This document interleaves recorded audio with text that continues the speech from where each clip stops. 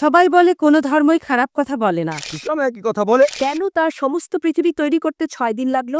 আপনি 9 মাস পরে জন্মাবেন। এতগুলো মানুষ দোজখে যাবে? তিনি অবাক হচ্ছেন, এতগুলো মানুষ কিভাবে দোজখে যাবে?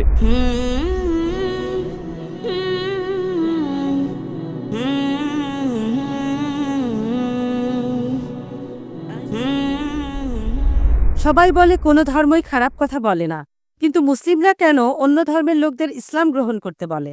বোন, আপনি বললেন সব ধর্মে ভালো সব কথা থাকে, কিন্তু মুসলিমরা আমাকে ইসলাম গ্রহণ করতে বলে কেন?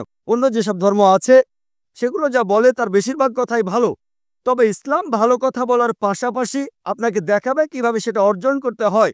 আমি উদাহরণ দিয়েছি, সব ধর্মই বলে চুরি করো না, ইসলাম একই কথা বলে, তবে ইসলাম দেখিয়ে দেয় কিভাবে সেই অবস্থানে যাবেন যেখানে কেউ চুরি করে না। জাকাত দেন, সাহায্য করেন, এরপর কেউ চুরি করলে তার হাত কেটে ফেলেন, তাহলে চুরি করা বন্ধ হয়ে যাবে, কোনো অপরাধ থাকবে না। এজন্যই আমি বলেছিলাম যে ইসলাম ভালো কথা বলার পাশাপাশি আপনাকে দেখিয়ে দেবে কিভাবে সেটা অর্জন করতে হয়।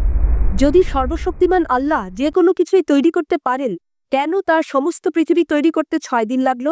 বোন প্রশ্ন করলেন যে আল্লাহ যদি যে কোনো কিছু সৃষ্টি করতে পারেন তাহলে কেন 6 দিন সময় নিলেন? বোন, আল্লাহ যদি চাইতেন একদিনে সৃষ্টি করতে পারতেন, তখন আপনি বলতেন যে কেন একদিনে তৈরি করেছেন, 6 দিনে কেন নয়? কারণ আল্লাহ 6 দিনে এটা বানাতে চেয়েছেন। কোরআন বলে যে আল্লাহ যা ইচ্ছে করেন তাই সৃষ্টি করতে পারেন। অনেক আয়াতে আছে, আল্লাহ বলেন কোরআনে সূরা আলে ইমরান অধ্যায় 3 আয়াত নম্বর 59, إن مثل عيسى عند الله كمثل آدم خلق من تراب ثم قال له كن فيكون। আল্লাহ আদম আলাইহিস সালামকে সৃষ্টি করেছেন যেমন তিনি যীশু খ্রিস্টকে সৃষ্টি করেছেন ধুলো থেকে, তিনি বলেন হও আর তা হয়ে যায়। আল্লাহ যখন কিছু সৃষ্টি করতে চান তিনি বলেন হও আর হয়ে যায়, তিনি ইচ্ছে করলেই এটা হয়ে যায়। আল্লাহ যদি ইচ্ছে করেন আপনি 9 মাস পরে জন্মাবেন, তাহলে আপনি 9 মাস পরে জন্ম নেবেন। আল্লাহ যদি চান 1 সেকেন্ডে, তাহলে মাত্র 1 সেকেন্ডেই। তো আল্লাহ চাইলেন যে তিনি কোনো কিছু 6 দিনে সৃষ্টি করবেন, তাই তিনি করলেন। পৃথিবীতে অনেক মানুষ ভুল কাজ করছে, আমার ভাবতে খুব অবাক লাগে, এতগুলো মানুষ দোজখে যাবে?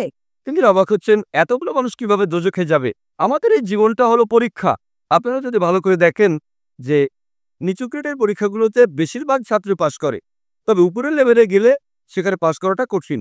উদাহরণস্বরূপ কোনো কঠিন পরীক্ষায় বসেছেন, যেমন মেডিকেল কলেজে ভর্তি হতে গেলে আপনাকে পড়তে হবে, খাটাখাটনি করতে হবে, পড়াশোনা করতে হবে। একইভাবে বেহেশতে যেতে গেলে এটা সহজ কাজ না, এটা মেডিকেলে ভর্তির চেয়েও অনেক কঠিন কাজ। তাই এটা আসলে পরকালের জন্য পরীক্ষা। যারা আল্লাহর নির্দেশগুলো মেনে চলবেন তারা ইনশাআল্লাহ বেহেশতে যেতে পারবেন।